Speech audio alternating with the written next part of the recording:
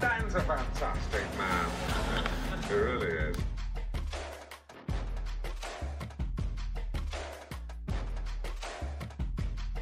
Ladies and gentlemen, please welcome.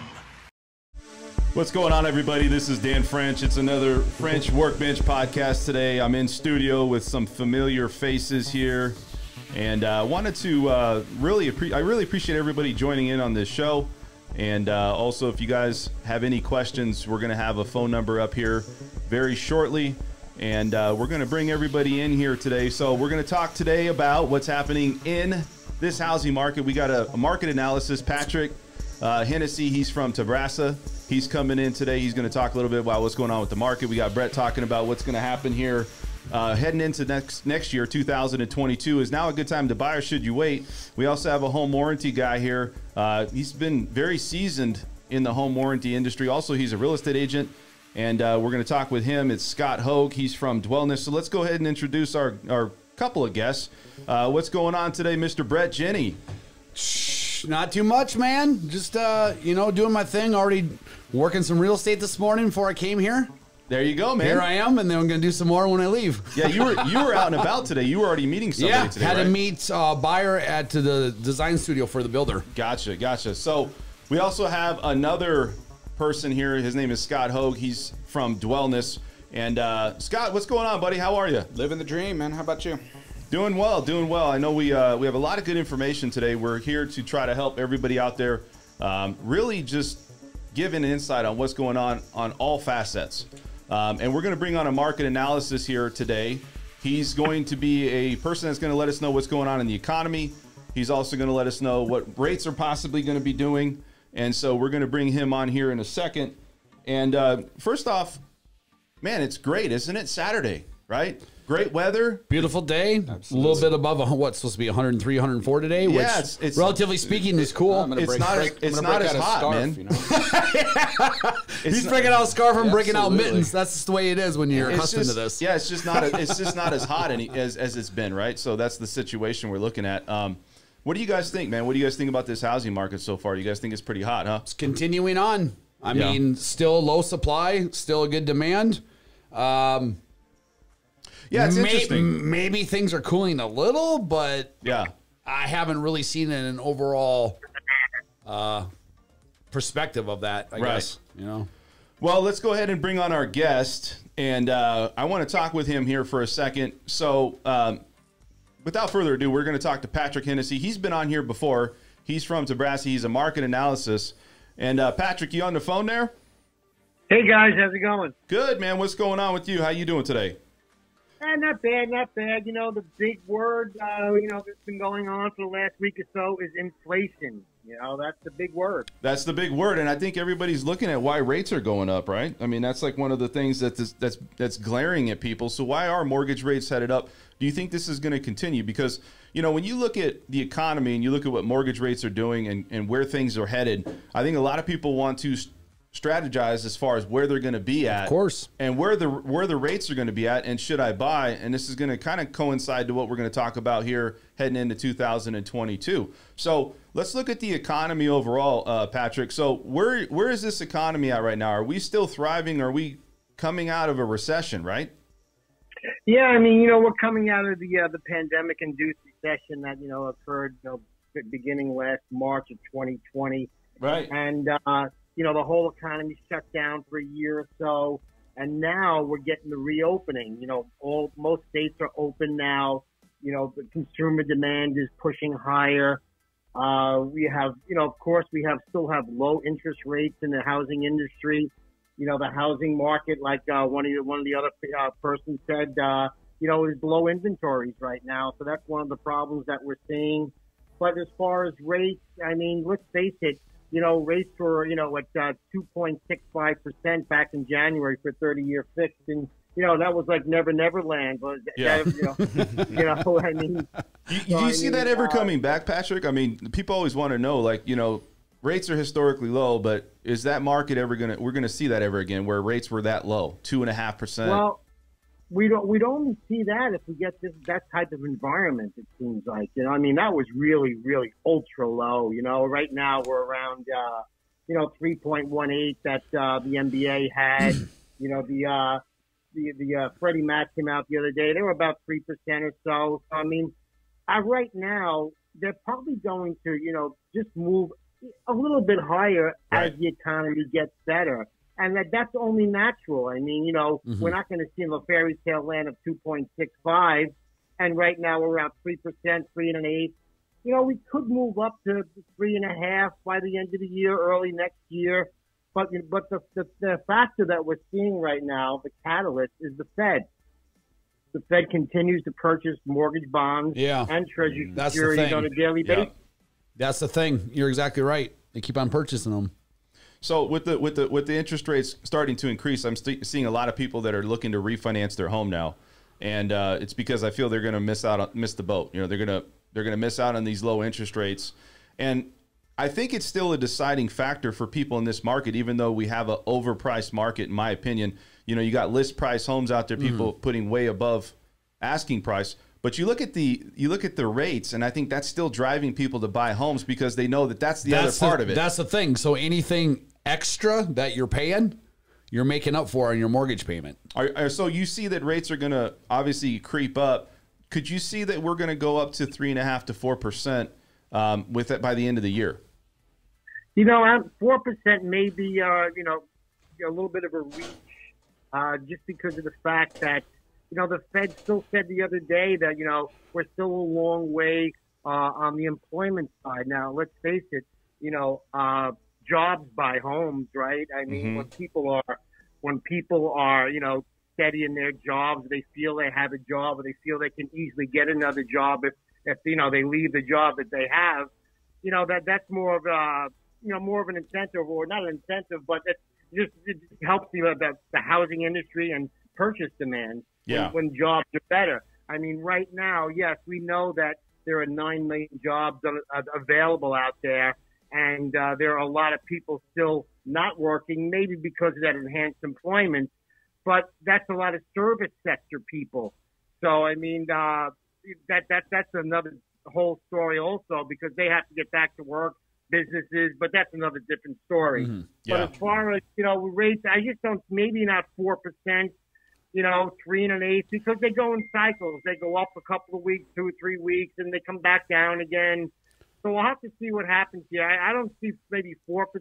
It could hit 3.5% maybe by year's end. Even Freddie Mac yesterday, or on Thursday, they came out and said it's basically the same thing. As the economy gets better, rates will just, edge higher. Fed's point is to calm the market. They go from now to 4%. They're going to freak people out, dude. Well, it's exactly. Like in that short a time. Yeah. It's a balancing act, though, right? So that's why maybe by the end of the year you may see 3.5%. The Fed doesn't want to, put anything into the market that's going to really disrupt it at this point. They have a balancing act that Calm they and do. steady wins the race. Yeah, absolutely. They have a balancing act that they do. And so I'm just trying to see, what happens if you see that the inflation rate's getting higher? Is that one of the tactics they use is to increase interest rates? Is that right? Yes. Well, let's talk about inflation for 1 minute. Inflation has happened because back, of course, in March of 2020, the whole country shut down. That meant goods that were, that were consumer goods weren't produced as much. Lumber wasn't produced as much. Then all of a sudden, demand started to surge, and then we have, all these goods that maybe were, in supply constraints, and that means that what happens if, not as many goods for the demand, prices start going up. So we knew the surge in inflation was coming back in January and February when the economy was starting to open up. Right. So we felt that, we were going to get hot inflation in April, May, which we did. June, we just got it the other day. We had the core PCE go to 3.4%, which is the highest since 1992. Wow. But the catalyst here is the 10-year note yield. It's only at 1.52%. If it thought that it was going to be runaway inflation, it would be at 2% or maybe more at this point. Yeah, but that's the barometer that they use, right? 2%. Is that right, Patrick? Well, I mean, as far as the 10-year yield, it moves up and down, of course, but we see it in a range right now of 1.5 to maybe 175. And right now, the 10-year yield and the bond market is telling us that they're basically shrugging off inflation, because if inflation was a factor for the bond market, like I said, the 10-year yield would be much higher than it is now. Right. Right. So let's talk about the 10-year yield. Is that really in comparison to mortgage rates? Like, does somebody use that as also a gauge that rates are going up or down? And how does that correlate? Well, of course, the mainstream media, they feel that, the 10-year yield governs rates. But, right. We feel, and of course, the Federal Reserve has stated it, that, essentially mortgage-backed securities are the underlying security, with that moves more mortgage rates. Yeah. Now, the 10-year yield is a barometer of the economy, but right now, because it's being, not manipulated, but it's, the Treasury, they're buying Treasuries every day. It's not really a normal cycle. Right. But usually the 10-year yield, when the 10-year yield is high, it means that it's a good economy because of the fact that people are selling bonds because they feel it's a better economy and buying more riskier assets. So as Absolutely. they sell bonds, the prices move down and yields move up, and vice versa. So that's what we've been seeing. I mean, the 10-year yield, like I said, the bond market right now is shrugging off any inflation fears because, Fed Chair Powell keeps saying that it's going to be transitory. Mm-hmm. Inflation, that is. If you guys are just tuning in, we're talking to Patrick Hennessy. He's from Tabrasa. He's a market analysis. He's giving us some insight on what's going on with the economy. Also, what rates are going to possibly do. Nobody has that crystal ball, but I mean, some of the data that's come out is supporting some of these things you're talking about here, Patrick. So, I mean, go ahead. Not to interject here quick, but to interject.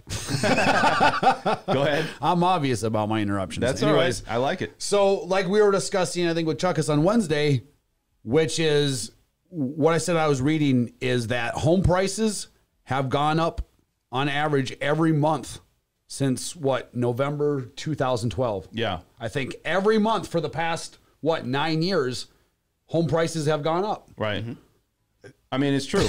Absolutely. But it didn't go from 0 to 100 overnight. It took 9 years. Right. So 100%. I mean, more of a case for things being overpriced right now, but the totality of what's leading up to this is. So, Patrick, we talk about what's happening in the economy. People right now are financially, some of them are financially strapped. Some people maybe have enough money for down payments if they're buying a home. We know that, the GDP for home purchasing, including materials, also, rehabilitation on homes, all of the housing market in general is about 15 to 18% gross domestic product. Do you see this economy and people continuing to buy homes, or do you think that this market is going to start to open up with homes because people just don't want to pay more than what the value of the home is? I mean, at some point, when does that thing start to turn? It'll probably, ease off a bit, because what would happen, from March, beginning last March, we saw, not March, but maybe like in May and June, we saw a big move from, more like city dwellers. Yeah. Wanted to have more room, and maybe move out into the suburbs, because they were working at home. So there was a big surge for homes. I mean, that's probably contributed towards, the move up in price and the low inventories.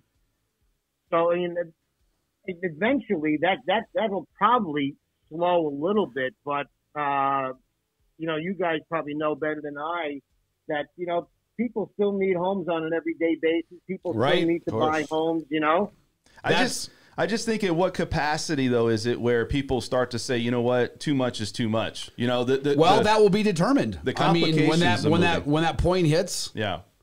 I think it's going to be a... we'll be no, go ahead. I think it's a component also with less on a macroeconomic level, but more here locally. You have a tremendous amount of California cash-rich buyers coming in. Oh, yeah. Okay. Yep. Now, if I'm coming in big capacity with, let's say I'm buying a $700,000 home and I come in with $400,000 cash from equity that I sold for my house in California. Sure.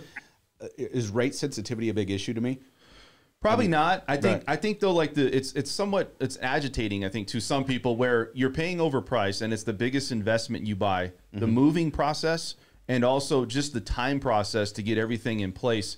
I do think that kind of deters people from saying, you know what, is it really worth it? And I'm overpaying for a home. And I think some of those are contributing factors. Just so you know, this is his reference points is he just had this scenario too. Oh yeah, Personally himself with his own house. He's telling you from personal experience that just happened in this market. Yeah, I just overpaid just because the house was on the market for 3 days, and I needed a house because my other house I was already up for sale. The clock was ticking. Right. So I overpaid, which not a tremendous amount, but it was okay. Sure. But like the people I'm talking about from the whole California land rush, if I'm coming in cash heavy, then if I have to overpay a little bit, it's no big deal. It's kind of like if I go to a foreign country and things are so cheap. If I'm in Vietnam and they go, "Oh, you're going to pay $3 more," okay, That's a great analogy, man. Yeah, that's a great analogy. So I think that's one of the issues driving up price is because people are coming in from a highly inflated market in Southern California and coming here going, "Oh, is that all?" Yeah. And I think you're going to look back and you're going to see a huge migration in our history books of people that started making the migration more to the country, more to rural. First it was the inner city, then it was the suburbs, and now it's a whole another. And I think you're going to see that, man. It's accumulation of a few things, including lowest interest rate we've ever had. Yeah. Patrick, are you seeing that as well where you're at? I mean, you're on the East Coast, right, Patrick? Yes. Okay. Are you seeing that transition that you're talking about in your own city as well? Oh yes, we've seen people from New York coming over to New Jersey. We've seen it a bunch of times. I bet. mean, that's been happening.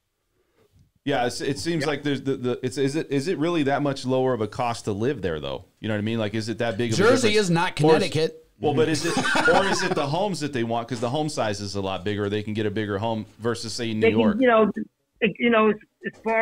As far as that, there were a lot of city people came over, but then a lot of people that just also sold because maybe it's a little cheaper here. But as far as taxes and your home taxes and car insurance, it's pretty expensive in New Jersey. Right. So the average person out there, we all talk about the economy getting recovering. Are they able to really kind of establish themselves in your city and are they back to work? Are they having any issues as far as, saving money or what do you see out there? Like, do you see people struggling? Like, what is the economy good there? Is it booming there? What's going on over there on the East Coast? Well, here on the East Coast, I mean, as far as New Jersey, I mean, it is, the economy is getting better. Like I said, the people that were impacted by this were the small businesses and the service sector. Everybody else, like myself, who, who have jobs, stayed in jobs. And so, and now that, the economy's getting better, right, the service people maybe are coming back. And, so, yeah, we're doing pretty good over here on the East Coast. Are you guys seeing, how, like, as far as the recovery, right, and people going back to work, are people still, because it seemed like I read something recently in an article that said, people have the ability to go back to work, but they're choosing to stay home. They don't really want to go back to work. They don't want to go and drive and have that commute. And I don't know, it just seems like there's a lot of opportunity for that. And we're starting to see that a lot more, right? Yes, and definitely. And then that's why they need bigger spaces. That's why they move to the suburbs and they're getting a bigger space. Absolutely. So they can work at home, But in New York now, they're trying to tell people to come back. So we'll have to see. Yeah, what's enticing them though? Higher cost of living? You know what I mean? It's like, why would I come back to New York? I mean, the shows are great. I won't get too on this show. Yeah, the shows are great and everything's great. But I mean, if I'm going to be able to live more comfortably, I don't know if I'm coming back. One of the things I want to say about the housing market, and I want to go back to reference of the mid 2000s when we had, I feel like Las Vegas really felt those effects, that crash. What's different in your eyes that you see in the mid 2000s versus this market? And do you foresee anything happening similar to that market? No, because right now, as we know earlier, we had liar loans, we had, you guys know all the, so right now the underlying base of the real estate market is in better shape, just because, like I said, there's more regulations that were put in. Yeah. People won't default as easy. Everything everything that's happening right now can be correlated and validated with valid reasons of why things are right now. Right. That's the difference. What do you? Well, let me say this: do you think there's going to be big effects? I know we just extended the mortgage moratorium. Do you think that that's actually going to produce foreclosures, Patrick?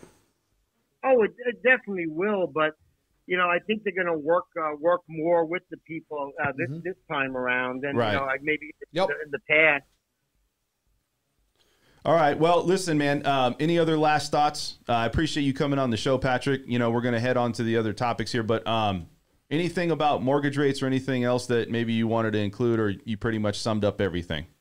Well, I would just say right now where they are. I think it'd be good to get people into a file and try to get them into refinance or to purchase at these levels. Yeah, it's interesting you said that. I had a few people actually reach out to me to refinance their home, and all of it is just cash out. Yeah. It's crazy, but cash out or paying off debt, and there's people are paying attention. You got this people that are really looking at stuff online. Why would you not with the rates? Yeah. 100%. I mean, but they're starting to see that rates are starting to tick up, and I think that's the saying. Slowly, but they're still, slowly. Still, you can still take advantage and come out in the winning end. I think more people are paying attention to things online. They got more data, more information. Yeah, of course. Right. So now it's like, what? I see just any slight movement, I'm going on to it. And I'm gonna do it now. Yeah, and they don't want to hesitate because that's one of the driving parts of what's going on in this housing market. So, Patrick, I appreciate you coming on, man, and giving your insight, and we'll have you again on the show down the road, and it's always a pleasure, man. I learn a lot of information from you. Sounds good. Thanks, everybody. Thanks, Patrick. Appreciate it. So, guys, I learned a lot of information right there. I was looking at the situation of, what rates are going to do. I think they're going to continue to go up. What I like about that is it's coming from a completely different person than has any association with us in this market. Right. It's coming from a national, completely separate party at a higher level than us. He's saying what we're saying. Right. 100%. So, I mean, let's talk a little bit about this housing market. So, I want to talk with you here, Scott. How long you been in home warranty? Actually, not too long. Maybe a couple of years. Okay. And so you were a real estate agent before? Absolutely. Is that right? Yeah, okay. I got my license in 2003. What made you want to go into home warranty? I'm curious. The synergy of a lot of my skills and background. Okay. It just seemed like the right thing. Plus, I was highly familiar with the product, so it just seemed like a natural fit for me. Right. So, when you look at the home warranty side of things, we're going to talk a little bit coming up here about some of the advice you can give people, especially in this changing market. Should you get a home warranty, especially for new homes, and some of the facts. But I'm going to talk with you first, Brett. We're going to get to him in a second. So with the housing market, we talked about buying this year versus buying in 2022. We just talked about this on a show on Wednesday. Now, what I want to know, though, is what are some of the underlying or things that maybe will push people from not buying a home in today's market? And do they think that, a lot of people, do they think that if you wait till 2022, that this housing market will open up and you're going to have a better opportunity because we're in a bubble? Perspective, man. I mean, some people say, I mean, here's the thing, dude. At the end of the day, what's your situation, right? If you can buy a house right now, then what's your option? Rent or buy? We kind of talked about this last time, which is you have to have a place to live. Right, but rent sucks right now. Yeah, it's right. So that's my point, which is you're going to pay probably more in rent than you are for your mortgage payment. And now, okay, so then if you want to do dollars for cents, you're actually saving more money by buying, right?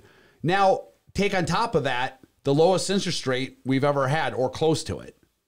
So I have a buddy right now who's going to be moving from Philly back to Madison, Wisconsin, where I'm from. Sure. And, got 800 credit score. He's got money down, whatever, makes a good living, all that stuff. And he's like, well, because same thing in Madison. I mean, dude, in Madison, a home that's $400,000 is selling $450, $50,000 over, and they're bringing the different. I mean, this is Madison, Wisconsin, dude. Crazy, right? Yeah. So he's like, I find it crazy. Well, maybe I should just rent. I said, okay, well, say you wait a year and a half, 2 years, but now interest rates are even up, 2% more.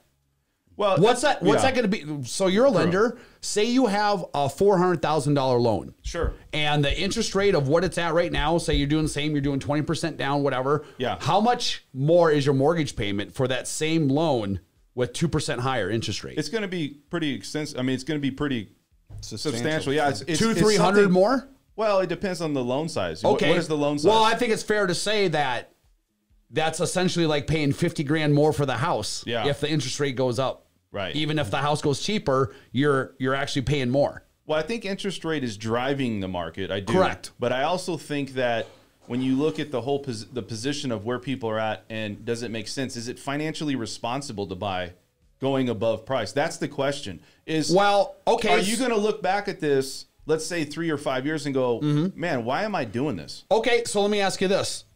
What's your overall game plan? Do you feel that in 3 to 5 years the market is going to severely come down? No. Me either. Well, but don't you think? But if you feel that way, you feel that way. I'm not here to convince somebody of like a doomsday. I'm not here to unconvince someone of doomsday scenario. Mm-hmm. So I'm going to ask you a question. If you had money, you have money, you can buy a home. Let's say you're going to buy in today's market. And I'll ask you the same question. And I know you just bought.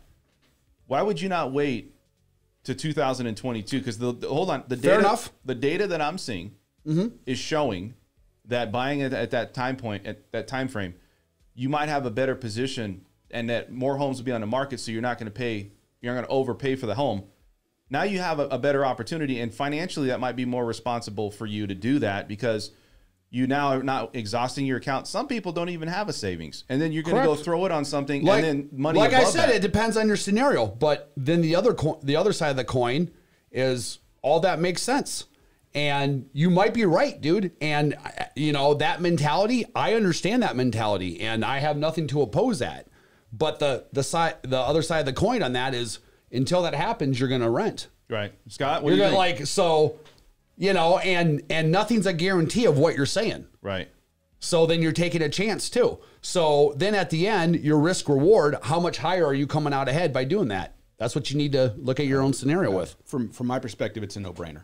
Okay, you buy now. Reason being, I love them.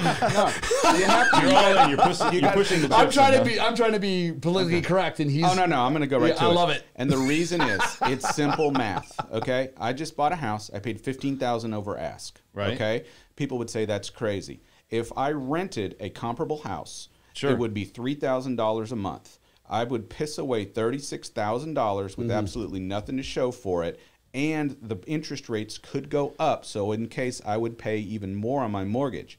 Would I rather pay $15,000? That's a damn good point. Or $36,000 with nothing to show for it, with the possibility of the price going up? So am I willing to bet $36,000 that prices will come down? All you analytical thinkers out there. Well, right there. No, I get it. No, I mean, he broke it down perfectly. That's hard to argue that. Sure, but let's say you're somebody that you're doomsday scenarios. Let's say you're somebody that has just enough money to get into a house, though. You don't have, like, let's say you're pulling all the money together, and now you have a mortgage. What if you don't get the equity back? And I understand what you're saying, but you're still overpaying for that price of that home. What do you mean if you don't get the equity back? Well, listen, the equity in the property that you just paid in, you're now negative equity, in my opinion. So how many years is it going to take for you before you start to break even? Even though you're renting, that's not the case. The case is let's say you're renting now and you wait a year. Let's say you pay $2,000 a month, $1,500 a month, right? And so now you're out what, 15 grand, 20 grand? He just paid 15 grand over for his house, and it's up 50 grand more from there. I understand, but that doesn't happen for everybody, does it? In every location, it's got to be a specific zip code, probably. No, it's pretty much going up everywhere, man.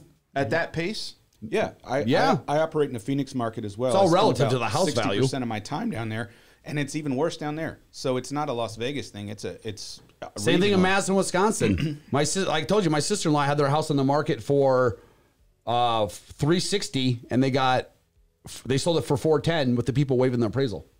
Yeah, that's 50 grand over. Right. I've seen a lot of people waiving appraisals, waiving to home warranties, which we'll get to in a minute. And then also, it's no big deal. I've seen them, and I know you've seen them on the MLS, where it says, we are showing the house starting Saturday. We will be sifting through offers Sunday night and making our decision on Monday. I mean, how intimidating is that if you're a buyer? Sure. Yeah. So if you fall in love with the house, which you should never do. Well, they're doing that it, as a tactic too, because they're trying to get the highest offer. Yeah. That's why they're saying sure. we won't look at anything until Monday or Tuesday. Well, I just submitted an offer on Thursday. Why are we waiting? Listen, I'd rather have an agent though be straight with me about what's going to go down and how they're going to handle it versus. Yeah, I just think obviously there's a tactic though. Some people don't tell you, but there's obviously a reason they're going to do that. Well, a lot of my friends that are representing buyers, which they're not really that fond of these days for obvious reasons, they're being very straight with them. They're saying, look, this is what you're looking at. You're going to have to pay over. Do you have $20,000 in cash right now that you're not planning on spending on this house because you're going to put over? No one's trying to be a jerk. It's just the reality of it, man. They're going to waste their time and you're going to waste your time and if you're not comfortable with that, understandable, but we need to know that now. I have a realtor in Phoenix that I work with sometimes, and she told me that when she has a buyer, they put an offer in on every house they want to see. And then if they don't like it when they get there, they retract the offer. Yep. Wow. That's why he had in his that the buyer has to see it. Mm-hmm. Yeah, when I sold my house, he knows the game, dude. I made it mandatory that they actually come and see the house because they bought it just off the pictures. Yeah. And so I said, you have to come see the house. And what I was trying to sift out was, were they putting an offer in on every comparable house in town and then coming in from California and retracting all those offers? I, of course, didn't want to take my house off the market. So I said, he's trying to avoid wasted time. Absolutely. Mm-hmm. That was smart, man. No, it's true. And you know what? I have a lot of people that are asking me, hey, let's just put an offer in. Let's put an offer in. And then I'm like, you know what? You might want to go survey that house because there might be more work than you want to put into it. And you might be paying above the value of the home, too. I mean, I understand, though. Like, if you got an out-of-state buyer and they can't be there every weekend and stuff, it's like, I mean, that's what you need to do on your end to protect yourself because a buyer's agent, if I got a buyer's agent, I'm going to write it without. So when is there ever a point in your guys' position, because you're a real estate agent, you've been one here, Scott, and you're a realtor, obviously, Brett. When is there a point where you have a person that you said, you know what, maybe the time to buy a home is not right for you now? Maybe all in the future. time. All the time. You got to value your own time. You know what usually happens is people take care of themselves. They want a wish list and they tell me this and that, and I send them everything on the market, and they're like, well, this isn't. I said, this is, I'm sorry, this is everything that's on the market. I have you going on notifications, and so anything does, and then I never hear from them again. Like, it takes care of itself. It's like, because I know exactly what they're doing. Then they're going to Zillow, then they're going to all these other websites because they think I'm not sending them everything on the market because I want to make my job harder. Is it they're discouraged, though? Maybe they've been discouraged. You look at the housing market and what's going on. Or is it they think that we're in a bubble or that we're going to actually have a recession? There's a lot of people that have. So that's like that mindset of where are you at mentally? That's what I'm saying. What's your scenario and how do you feel? Ultimately, if you feel that we're heading toward, then don't buy. That's cool too. Like everyone has a right to feel how they feel, man. I'm not here to disprove anybody or argue anybody. I'm just here to tell you what I see and what needs to be done if you want to do it right now. When break it down, especially the way that he breaks it down with numbers, I think it doesn't make sense to not buy it right now if you can. I think a lot of the but that's my opinion. A lot of the people that are quote unquote buyers right now, they suffer from fear of missing out. They're like, okay, so-and-so just sold their house and made a massive profit. I have to get into this. I have to buy into this system. Absolutely. Yep. But they are not necessarily in a position to buy. And then when they realize how difficult it is, especially in this ridiculous market, and they go, whoa, I don't have the money for this, then they get slapped around a little bit. And then that's where. Well, that's my point. Yeah. My point is you have people just like that. You just need to have those conversations. But here's the thing. In 2022, if you wait, maybe those people that were saying, hey, I just can't afford it, they have more time to save. Right. And the housing market might open up. And then the prices of homes, they're not going to be $15,000, $30,000. I hope that happens, dude. I hope they can. I would love. I think everyone should enjoy being able to own a home. I mean, not everyone qualifies for the home. That's the reality of it. Not everyone can buy into certain markets. That's the reality of it. Cash is going to beat you out. That's the reality of it. I can't change those things, but if things soften up and people who are on the borderline who couldn't and now have an opportunity to, I think that's a wonderful thing. 100%, man.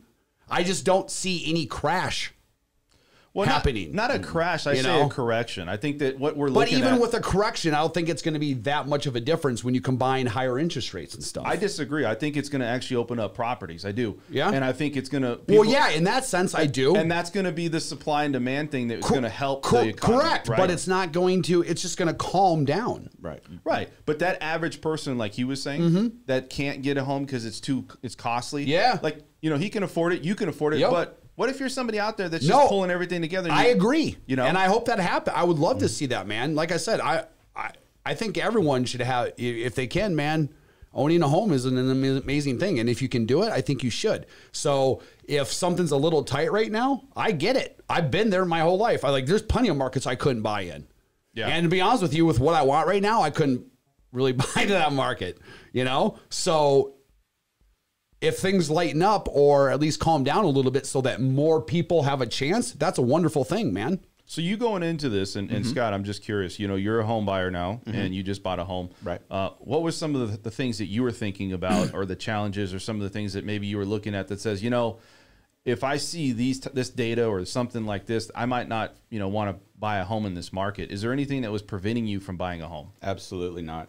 We took the money and ran on our house that we had. I love this guy, dude. Yep. Yeah. I mean, we cashed out. That was our dream home. It was beautiful. It's too much house, but I live with a wife and 2 daughters. So good luck explaining that. So, it's just, we cashed out. We both agreed that there's never going to be a better market. Let's take the money and run. Let's downsize our house. And then maybe if things fall down later, we'll buy I quote unquote forever home. But with response to what you're saying in terms of a correction, I agree with him. I think that there's going to be a moderate correction. Is mortgage forbearance and evictions and stuff like that going to affect the supply of houses on the market? Absolutely. But I guarantee you, yesterday in New York, there were at least 10 private equity firms waiting, saying, we are going to pounce on Vegas the minute all these houses come up because the rents are so high and the return on investment is massive. Yeah. So that's what's going to happen. I mean, that's and they know California's moving here. They know we're the new Southern California. Right. And so the market's just... They're going to come in and they're going to buy like people did in 2008 and 2009, where they were coming in and buying a lot of 300 houses. And so when they do that, it's going to maybe stabilize the market a little bit. So you're going to go from white hot to red hot, but you're not going to see this huge glut like you did in 2008, 2009. Like you were mentioning, you showed houses for 2 years and not one of them was occupied. First 2 years of homes they sold out here in Las Vegas were vacant. 2 years. You're not going to, I just don't think you're going to see that because there are still a lot of renters. And like I mentioned earlier, the rents are so high that if I pay on that, the return on investment for me is really, really good. So I know we saw that the investors came in back in the mid-2000s because the cost of those homes were so cheap and you can get such a high return. But is the returns that high enough where they're going to say, I really want to delve into this market at that capacity? If you're predicating things based off what you think the future is going to happen, yes. I don't know. Listen, these hedge funds and stuff they do their numbers, dude. They don't lose money. Yeah, but why not? So they're calculating things and factoring a lot of things, and they're putting their prediction like a bet on the market, on the future. Why not tap into a different market, though? It seems like Vegas is overpriced. It's an international market. But it just seems overpriced. It's not.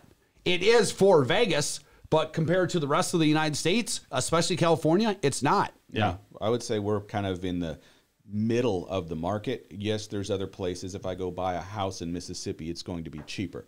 But if you take the same house and put it in all these areas that people are fleeing from, or in fact, like Austin, Texas, they're fleeing to, prices are going up like crazy. Yeah. So $100,000 in 6 months, home prices went up in Austin. What's interesting, and I'm sitting here looking at the situation, is that a lot of people selling your home, you're going to make a huge profit, and they're just rolling that money that they're making off the house back into another house. What if you're just the average homeowner out there, though, that it doesn't have that equity in that home, right? There's somebody out there that's trying to buy a home and they're pulling their money together. It's easy, and I'm not saying it's a bad thing, but it's easier to say, hey, I'm going to use my house that's appreciated and I have equity and I made a large amount of money off of it to roll it back into a house and just overpay, same as California. Yeah. But what if you live here? That's the question. if you live here and you don't currently own a home and you're trying to pull money together, you're a first-time home buyer, does it make sense to buy in this market or wait till 2022? I think it makes sense now, just because there are no guarantees. We just got off the phone with the guy who I would easily classify as an expert in terms of rate possibilities going up. When your rates, they have such a huge effect on your buying power, and I just don't think that because of other factors in the market, such as replacement costs, prices of commodities, labor, things like that, I just don't see it going down that much. Yeah. So in that case, I would buy. Plus, when you're a first-time home buyer, everybody has dreams of making instant. You have to play the long game. You have to, because you have to say, okay, this is my key to wealth. This is my quote-unquote retirement plan. I'm going to buy this house. I'm going to live for 30 years. I'm going to take the money, and I'm going to use that as a portion of my retirement. That's been around since... That's American dream. Part of the American dream. What if this correction, though, happens before that appreciation in homes goes up? Meaning, let's say in 2000... let me explain. Let's say in 2022, okay, we start to see homes starting to open up. Now the prices are coming down. There's more inventory. So now that person bought a home back in, let's say, the middle of this year, way overpaid for it, $30,000, $35,000. Now do they start kicking themselves going, that wasn't financially responsible, and I overpaid, and now guess what? My home's capped out, and all I see is it's going back down the other direction. Okay, so say it's a $400,000 home, and say someone paid $430,000 on a $400,000 home. Say a year and a half from now, let's say it even went down. Instead of $400,000, it's $485,000. It's $385,000. So it's gone down $15,000 in value, not including someone paying $30,000 over. So you're looking at $45,000 difference. Well, you had to wait. So what, you paid rent for a year and a half? Yep. Until you save up, to make up. So you paid rent for a year and a half. So that's money wasted there. And now you're paying a higher interest rate. What if which is another $200 or $300 there? So how did you really and here's the thing, like he said, it's a long game. If you're going to buy a house, you're going to live there 4 or 5, 6. I mean, now if you're betting that Vegas is going to go down to zero population and that we're not evolving into the next Southern California and that there's a doomsday, then I don't know what to tell you. I wouldn't say it's a doomsday, but I just think that there's got to be a cap on where you're at mentally and how much money you put into it. And I understand there's rents. Correct. But the average person doesn't always pay $2,000 or $3,000 in rent. I understand, you know what I mean? but okay, New York City doesn't have a problem getting what they get for rent. Neither does LA. The average person is not paying that, right? The average person, but if you want to live there and it commands it. Yeah. Well, one more thing. It's a matter of, is this place going to remain desirable, and is it going to get even higher for desirable? Yes, is what I feel. One more thing we haven't touched on as far as people putting money down, okay? You're paying a lot in rent, okay? I've got a friend who has a 1-bedroom apartment. He's paying $1,575 a month, okay? Now, with that factor, okay, I'm paying high rent. 1 bedroom. Wow. Yeah. Yeah. Dude, that's what I'm saying. It's in a nice area over in Summerlin, but but still, dude. Yeah, it's a lot of money. And so let's say that I'm paying that, okay, and I have an average household income. One thing we haven't touched on is it's going to be all but impossible to save money with inflation running out of control. How can I, if I'm going to Taco Bell and spending $27, for 2 people to eat, then, well, maybe 3. Okay, then how am I going to save money? If I say I want to put away X amount of dollars per month, but my pay scale or my earnings are in no way competing with the pace of inflation, I'm coming up in the hole every month, and it's going to be harder to save. Well, I think you got to look at 2 things, and you brought up a good point, but one is consumer confidence. It's only going to keep going as long as people are willing to pay for what that property's worth, and they're confident in the economy and what they're doing. The second thing is, you said inflation. If the cost of living goes up, then you're going to say, well, maybe it's not just the mortgage and all this money I put into it. Can I really afford a mortgage at this point? Because now you got inflation, you got all these things. So there's a lot of considering factors is what I'm saying. Just to say, hey, I'm going to go buy, I'm going all in. I don't know. To me, I think there's other layers to this. What do you think, Brett? Sorry, I was reading the question. Oh, read his question. Well, his question was, did legislation go through so that investors can't buy up fire sales? I don't know. Not that I'm aware of. Yeah. I think, but I don't know. I'm not. No, I think I can remember a time when I had a friend in Texas that wanted to buy out here, and we were looking at new homes because at that point, new homes were escalating in price. If you bought in phase one, by the time they were done, you made a lot of money. 100%. They flat out said, "We will not sell to an investor. We will not sell to an out-of-state person who's not going to live here." Yeah, there were some people that did that. And I remember, I'm sure you remember too, when you bought a new home, they would make you sign a thing that said you had to live there, occupy the home for 3 years before you could sell it. So I don't necessarily think you need the legislation on that, because let's say somebody could come in like a homeowners association and write some kind of bylaw in there. Okay, you really can't do too much about that. You have to abide by that, and you have the option of turning down the deal based on the homeowners package, which I'm sure you go through a lot. So I don't think legislation is necessarily needed. I think the market takes care of itself when need be with that. Yeah. It's self-governing. Yeah. It's dollars and cents, literally. So look, we're bringing this up, and here's the thing: we're all lenders and realtors, and you're in home warranty. I'm not going to be biased about the situation that, you know what, buy now and everything, because you know what, I think it's everybody's situation is different. I'm financially. Not either. No, I know, but I think a lot of people out there want to put, this is a hot market. How many times you hear that, right? It's a hot market. Yeah. Things are going crazy. You better get yours where you Listen, when you can. I'm just saying it should be a process that you think about, and it's a case-by-case scenario for yourself. Just, all the things that we're talking about is, yes, this could happen, this could, whatever it is, but at the end of the day, so then what's your alternative right now is to rent, and way over, rent's gone up 13%. Yeah. His buddy's paying $1,500 for, even if you want to get something that's a 2-bedroom condo that's not in the most desirable area, you're still paying $1,000, $1,100 a month. I think it comes down to case by case too, though. Yeah, that's Mentally, what I mean. People might not be there, right? As far as they might be focused on something else. They might have. If you're stressed about paying your bills, then maybe not buy right now, dude. Yeah. Maybe rent's better, because if you can't pay your bills, then it's easier to deal with rent than it is a house. All right, let's segue to over here. We're going to talk to Scott about home warranty. And Scott, people sell me, man. Like, why would somebody, even on a new home versus existing home, why would somebody want to get a home warranty? Peace of mind. That's it. The number one thing is peace of mind. I've had multiple houses with home warranties on them, and that's the first thing I call. Sometimes things aren't covered to the extent that I would like, but that's just common psychology, because you want to say, okay, I've got this problem, fix it all the way, replace my air conditioner, things like that. So, yes, but typically I've had a water heater go out. Sure. No problem. It was replaced. Now, if we're living in this world where people, like you had mentioned, are maybe stretched for making the payment, inflation running wild, and all of a sudden I have to buy a $1,500 water heater, and I have zero choice. None. I have to have hot water. But doesn't home inspectors and people come in, and I'm not saying, but don't they come in? Do they really go to that extent, though? Here's the thing. Here's a perfect scenario of why to have a home warranty. Someone comes into it, you have a 20-year-old home inspected. Okay? The water heater is still working. It's at the end of its life. It could go out the day after you buy it. It could go off 2 years from when you went. So at the time, the inspector says it's older, but it's working. There's nothing wrong with the home with the water heater, because it's working.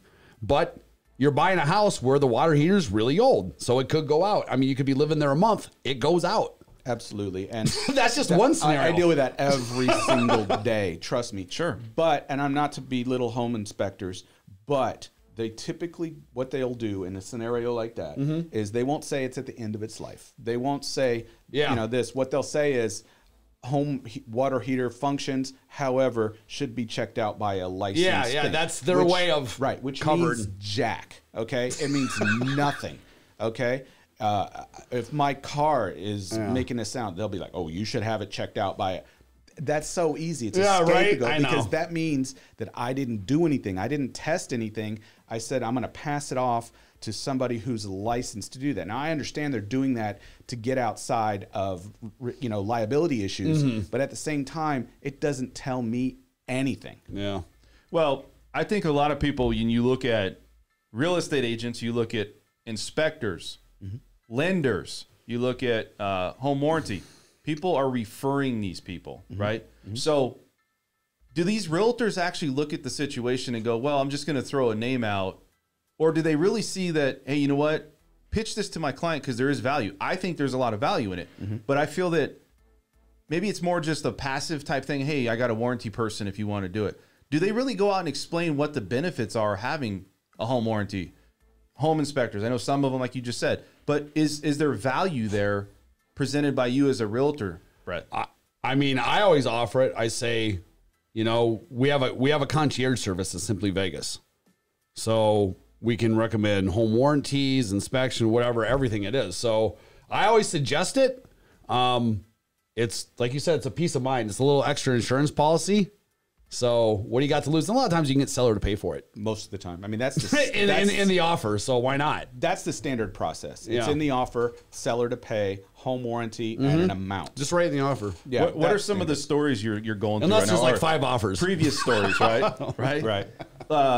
Go us into some of the problems that you've dealt with, or people that are calling you. Not really problems, but things that you've seen where you've had to actually come in and get involved. Okay. Well, first of all, I appreciate the opportunity to tell stories because my wife is a criminal defense attorney, and her stories Love are it. so much better. She's coming on the show. No, Dude, I bet. She's coming on the show. my stories are nothing. We need somebody about crime. Oh, I mean, that's we talk funny. about criminal schools. defense. We need criminal defense. Okay. That's because they're all innocent. Yeah. Right. I didn't do it. You got to believe me. But I bet anyway, the stories she's got, oh man. my God. She'll tell me stories, and I'm like, why the hell are you helping that guy? Just straight up people having balls in life. Like, wow. Oh my God. You know, it's almost like a challenge. Like, I'm only doing it because I think I can do it. You know what I mean? Like, she's probably thinking, like, I think I could do this one. It's more like the challenge, I guess, right? She's really into making sure that people's rights were, you know, not violated. Yeah, and yeah, things yeah. like that. Everybody has. Yeah, I mean, that's Yeah, good. yeah, yeah. That's real good. But yeah, my stories are just minuscule crap. I'm sure you got compared to some hers. good ones. Let's. What I'm dealing with a lot, and what a lot of people have a big misconception of, is a home warranty. Just throw it on there. What they don't understand is we are regulated by the Department of Insurance in every state we operate in. Sure. Okay. So when people call the second day they bought the house and they say my air's not blowing cold, couple of things. One, you get about a 30-degree spread with air conditioning. That happens, huh? Second day they're Oh in. my God. Dude, How does that happen if you got a home inspector? dude, though, back going in and the checking that foreclosure out? days when people were buying things as is, Yeah. dude, I'm telling you, So all day they're trying to get. So what happens is, Sorry. they'll call. Oh, no problem. But then, and there'll be a perfect time for you to chime in here in just a second, because I'm going to pretty much set it up, and you can just Knock it out. Right. All right. So I like it. What happens is, people will call the second day. This happens to me every single day. Sure. My air conditioner's not blowing. Okay. First of all, there's a 30-degree spread from an air conditioning. If it's 115 out, you're going to get down to about 85. That's a little warm for me inside my Really? house. Yeah. So they'll say it's not blowing and things like that. And then they'll say, okay, but what I do is if you have a house you've had for 2 days, I'm going to need to see that inspection report. Okay. Now, half the time, we never hear from them again. Sure. Okay. And then the other times they'll send it, and I'll see the inspection report, and the guy has a little digital thermometer, and it says 72 degrees. Okay. It doesn't work now. We'll get somebody right out there. But what people don't know is the fact that we're regulated by the Department of Insurance. Okay. We can't just make rules and change rules. It's our contract has to be signed off by them. So what we get a lot of are people that in an analogous situation, I just bought a car from you and it has a lot of body damage, and I'm going to go sign up with XYZ Insurance and tell them, hey, I want to file a claim on this because my car has body damage. They're going to go, I'm sorry, what? Yeah. You knew that. You knew it before. Like, You premeditated And so it. the dirty word in home warranties for real estate agents is pre-existing condition. Yep. That's the one that always happens. Yep. But I certainly don't want. Yeah, but to blame- what if the So buyer? if you just tell your buyer not to get a home warranty, it well, never here's the comes thing. up. What if the buyer? I got ways around, dude. What if the buyer though He'll still is come not up, aware of but- it? Like, say the home inspector did, and it truly is one, you know, pre-existing condition. Like, what if it wasn't told to them and then they find it out? Maybe the seller didn't put it on the SRPD. I mean, that does happen, right? Well, I mean, yeah, the seller's ultimately responsible. That's why they fill out the SRPD. But what if they don't knowingly know? Now, number one, something should come up in the home inspection. Yeah. You know, but if you want to go back to that, then I guess at the end of the day, the seller lied or stretched the truth. Well, so now what? So do you come to bat even though the buyer was like, hey, you know what? I didn't know about it. I had a home inspector come in. Doesn't matter on like. I know, but what is your position with that? Like, how does that work? what it usually comes down to is functionality. Did it work at the home inspection? If you have a lot of deferred maintenance on an air conditioning, it's going to struggle during the home inspection. And although it does happen, you know, the odds of something going out in the first few days, which are a lot of them are legitimate, then did the home inspector really do their job? Because it functioned, yes, but was it actually in good repair? So that's one of the issues. And then sometimes we'll come out and look at a water heater that hasn't been flushed in 15 years. And, you know, it's like, you know, at that option, we can have a couple options, but at some point in time, things are just not fixable. So that's so what does the buyer do at that point? They just have to cover the cost. If it's something that you don't cover or something that wasn't put in as a pre-existing condition, the buyer's just out of luck at that point. Yeah, that's the pessimistic way of viewing it. But just being upfront about absolutely, it. Absolutely. Yeah. So yes, we do have situations where that does exist. So it does happen from time to time. I get into situations like this where I have to make decisions. I of course like to side on the you know, with the customer, but there are certain cases that I see the home inspection report and I'm like, come on. You know, how did you not notice that the half of the bathtub was missing? Okay. Yeah, I mean, I was just going to say that difference between a home that's already in good condition versus a home, let's say that's, you know, maybe that has some issues, right? What is the real difference when it comes to the warranty side of that? You know, something like a distressed property, distressed sale. Okay, when you get that, once again, we're going to go back to the home inspection. It's really obvious when you look at something and they have the pictures in the home inspections and it's like, come on. You know, there's no way. Do you bring that before they close? Dan, it's like this. It's like anything. If you're going to make a claim 1 or 2 days after, I mean, that's all red flag. I don't care what business you're in, dude. Right. That happens, especially now that we're in the height of AC season. Every single day. If you don't have an AC unit right now, like let's say it's not working properly or it's just working slow. Well, that's what I'm saying. How's that not going to be discovered in a home inspection? No.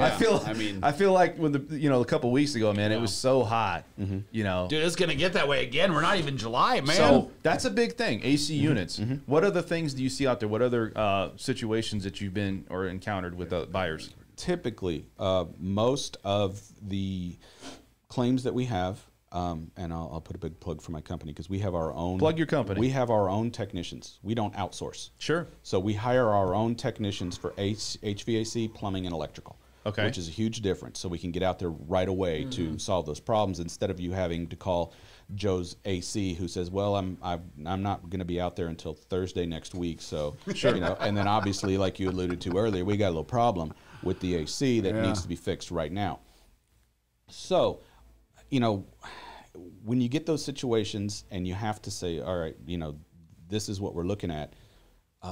It's tough. You know, you want to try to be humane about it, but then you don't want to commit insurance fraud. Right. He's got, at the end of the day, obligations and laws that he has to abide by. Yeah. And he's sympathetic, dude. He's there to solve problems, but he can't break the law. Yeah. I mean, it's just, no one's worth that, man. Have you had any people and stories that people actually did that where they were, you know, maybe trying to break the law to get something going? Oh, dude, what day of the week? Tell me the most recent story. Okay, I'll give you a story, and you know, don't take this personally. I do a lot of business. No worries, dude. We have a lot of business from Simply Vegas. Oh, sorry. So we're over here. Yeah, we're on the same page here because we love Simply Vegas. Can't get enough. of it. Yeah, it's all good, dude. Yeah. So what happens, and this is day in and day out, it's probably happening right now as we speak, is someone will come to a deal and they'll say, okay, I'm going to give you $1,000 for repair. Sure. Not uncommon. So what they're going to do is they'll say, okay, well, these are all the things that are wrong, but it goes over $1,000. They'll say, okay, not a problem. The house will have a warranty on it, so don't worry. Okay. The realtor will tell them that. All right. Now, you're right. When they do all the that, time, dude. And the realtor will say that. Okay. The buyer hasn't even read the brochure for the warranty. Okay. Someone will say, oh, we use this company. Oh, okay. Sounds good. Thanks. Yeah. Okay. So now the realtor told him everything was under warranty, bumper to bumper. No problem. Just call them. Yeah. And then we get the call and we're like, what? The problem is it's not bumper to bumper. No. That's the problem. Right. How would you prevent that? Would you say as a realtor, maybe have a one-on-one or call you or call somebody that's a home warranty It's a realtor who's just trying to get the sale done. Right. No, I know. Honestly, but let's dude, say if they're you have just like integrity as a someone- realtor and you're yeah. trying to say, hey, I'm going to try to cover you. How does somebody have to go to you and say, hey, you know what? Let's have a one-on-one, because the realtor's not going to be able to explain it better than the home warranty guy. Yeah, I have them contact a home warranty company directly. Yeah. I don't want any. You don't want any misconceptions, dude. Same with attorneys and same with everything else. Same thing, man. I'm not. You don't want to give any advice as a realtor. I'll point you in the right direction and let them guide you, man. Right. And so, well, that's a fine line, because if we have a realtor saying that, you get a couple of different factors. One, sometimes the buyer, and maybe you've had a little experience with this, is they'll hear certain things. Yeah. And then Selective hearing. yeah, and so they'll say All the time. Well, they said it was under warranty, so that means everything that's wrong we can just they'll come Yep. out and fix. Okay.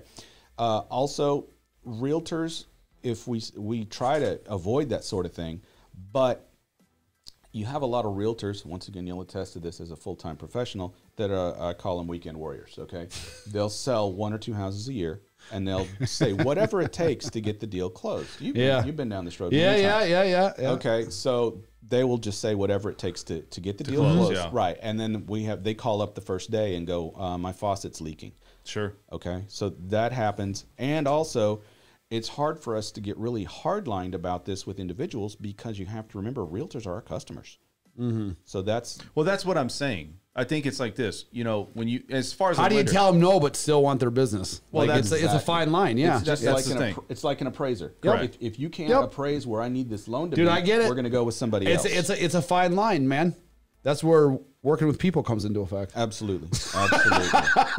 Yeah, I mean, it's true. I mean, again, everybody has options, though, and I think that's what it is, even for lending, right? For real estate, everybody. But I think what it is it's trusted people, and I think that's it. You thrive, and people Honestly, like dude, thrive. that's what people just want is honesty and communication. Like anytime that I've had a problem in any real estate transaction, it's not been honesty, it's been communication. Absolutely. Either I didn't communicate enough, or I thought I did, or something along the line got 100%. skewed, and it always led to problems. And so I learned that well and early in the business that it's all about communication, dude. You just got to communicate. Yeah. And if everybody knows, you know, the truths are the truths, but you got to be honest about it and put it out there. So what people don't like in real estate are surprises, bad surprises. And that comes with your experience. When you have a lot of the people that are just got into real estate or something like that, they're excited about getting their first deal closed, and they'll say whatever. Dude. Okay, that's great. It kind of reminds me of a joke I heard down in Arizona. Absolutely. Where this guy goes in, writes a check for his groceries, and the cashier goes, "Can I see your real estate license?" He goes, "Well, why do you need to look at my real estate license?" Yeah. He goes, "Well, not everybody in this state has a driver's license, but you know Everybody has a one." real estate license. Yeah. So No, I think that's like Vegas. it's absolutely true. You know, and I mean, as an agent, you don't want to deal with those agents either, man, because I'm doing twice the work, honestly. Well, And I'm cleaning up also, messes too, that I'm not even creating. Yeah.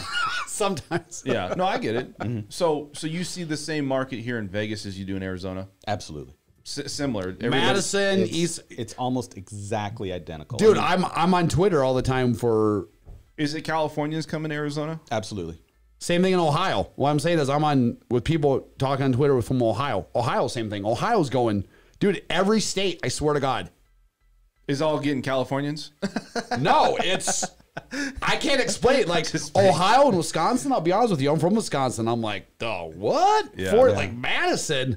It's like it's one of the jokes I know is, what's the worst thing that your new neighbor can say? And that's, we just moved here from California. Well, look, the pandemic, right? That's the thing. Just don't bring in your bullshit with you. Yeah, right. The pandemic has allowed a lot of different people to move to different places, work from home. Absolutely. And also the transportation side of it, where people are staying from home, and then the way to, things are just easier. Would you say they're just easier? Yeah. So it's easier to stay home. It's easier to relocate and stay. And then there's bigger homes and more property in those types of cities, like you said. And it's an overall switch of mentality. I mean, a lot of these employers are basically like a lot of these employees where these employers want them to come back into the office. They're just quitting. Yeah. They're saying, I'm using this as a time to quit and switch careers and reevaluate what I want to do. And so instead of going back, they just quit. Yeah. I mean, it's a whole shift in mentality, man.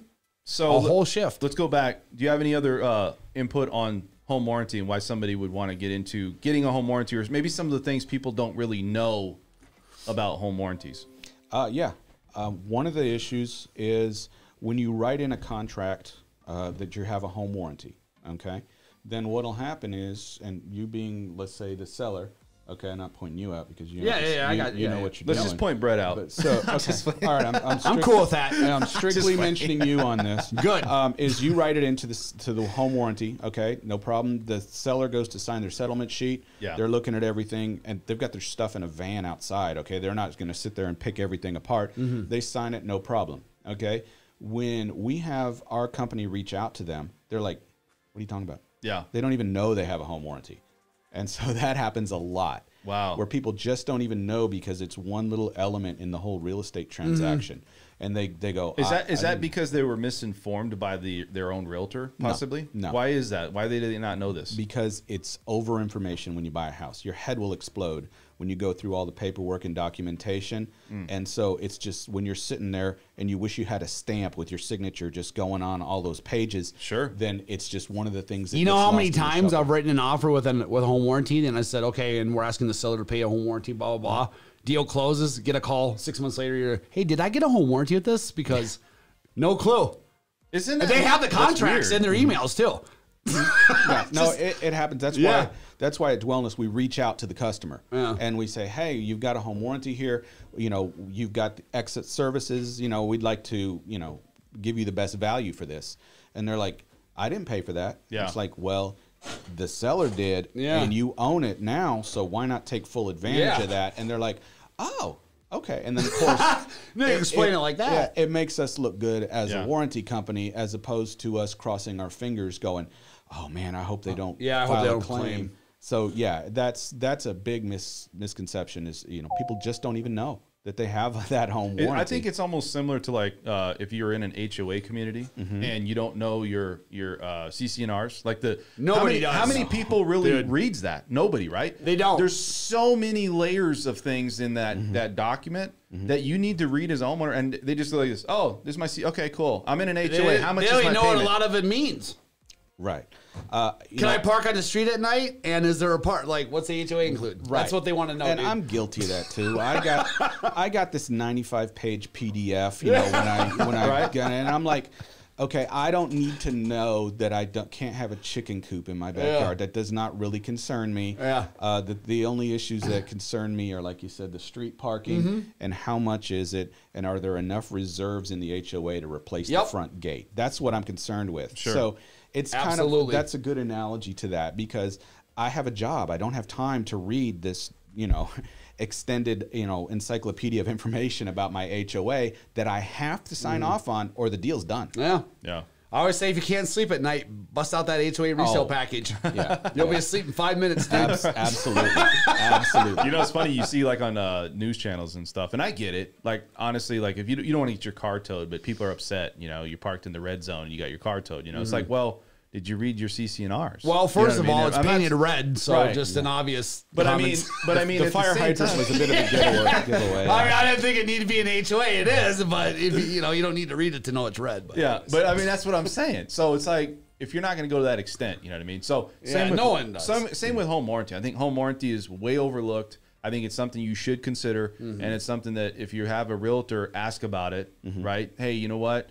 Do you guys recommend a home warranty? And then have somebody that's from the home warranty company actually reach out to them and talk to them. We love that. Yeah. That's fantastic when we do that. If I wish that everybody would just reach out and have one of my reps talk to them and let them know what's going on, and from from our company point of view, point out that extra value. Sure. That would be great. But we all know 99% of them are just slapped into a contract, and sometimes, and we get these calls all the time where they'll put TBD for the home warranty. Okay, Yeah. Come on, everybody does it, and then there's Guilty. They're doing the the signing, and I'll get a call and they're like, they need this now. They're Yeah. signing, and I'm like, okay, let's go to work and let's do this. But it's one of the more overlooked things Sure. in a real estate transaction. And then what'll happen is their water heater will go out, and they're like, you know what, we should have had a home warranty. Or if they'll go, I need to buy a home warranty. Yeah. Oh, you know what? And my water heater went out, which Yeah. once again is a little bit of a snag with the Department of Insurance. pre-existing. Yeah. It is, dude. All right, let's end the show. You got anything else to say, man? I'm going to let you know that a lot of people, I'm going to put your information in here in case somebody wants to get a home warranty. So you got any final thoughts on the show? Yeah, absolutely. I want to explain how our company is different in the fact that we have our own technicians that are here locally that will show up at your house with the tools that they need, and they're going to get the job done. We have an 86% one-stop done. What's the name of your company again? Dwellness Home Warranty. Been in Vegas 35 years. And I can tell you personally from an agent that for them to have their own people, It's huge. dude, you have no idea how much a convenience factor Right. and how much that's a value, man. And there's accountability. That's the thing. Right. Now, if another home warranty company, and we'll just say most of them, will have a call center, okay? Yep. It's in Louisville, Kentucky. Yep. They know nothing about Vegas. They're going to say, okay, I'm going to call, let's hook you up with Bob's Plumbing. Okay, no problem. Bob's Plumbing will say, okay, we'll get out there at a certain time, but most companies like that take warranty work to supplement their business. Yep. Okay, so if I have the opportunity to install 2 water heaters that day or take a leaky toilet call from a warranty, guess who's going to get bumped? Absolutely. They're going to get bumped the next day. Right. So Prioritize. Right. So when you call us, we're going to schedule you right there while you're calling us and get somebody out there, and we could be more nimble because we're not going to say, okay, they'll contact you within 24 hours, and then they'll come out and they'll take a look and they'll say maybe it's not covered, and then they'll get the part, and then they'll come back, and in the meantime, It's not going from call to here to here to here to here to here, and then back to here to here to here. It's here to here and back. Right. That's and, it. And there's accountability. Okay. Yep. If someone screws it up, the call center warranty is going to say, "Oh, we just won't use them anymore." Whereas we're going to call the technician in and go, "Hey, what's going on here?" Right. And so that's the main difference Gotcha. that we have to offer, which is the value. Final thoughts, Brett? Oh, one last thing I want to say. Do you have a company website? Yes, we do. Dwellness.house. Okay. It's got everything you need on there, and it's even got the a Spanish option too. There you go. Brett, what's up, man? Anything else? We're gonna go look at this house. Yeah, we're going to take a look at things, see where it's at. Yeah. Appreciate and you then, guys. Yeah, man. Appreciate everybody tuning in. And you guys, thank you so much. We're going to end this show. And if you guys have any questions, comments, anything, you can always leave that in. Like I said, I'm going to have Scott's information. Also, please subscribe if you have not. And we will be back here on Tuesday, which I'm always here on a Tuesday. You got something to say, Brett? Nope. Just going. You the man. All right, man. Buy Bitcoin. Thank you for watching an episode of the French Workbench Podcast. If you want to tune into past episodes, please subscribe to my channel now. Also, if you want to look at our audio-only options, we do have iTunes and SoundCloud.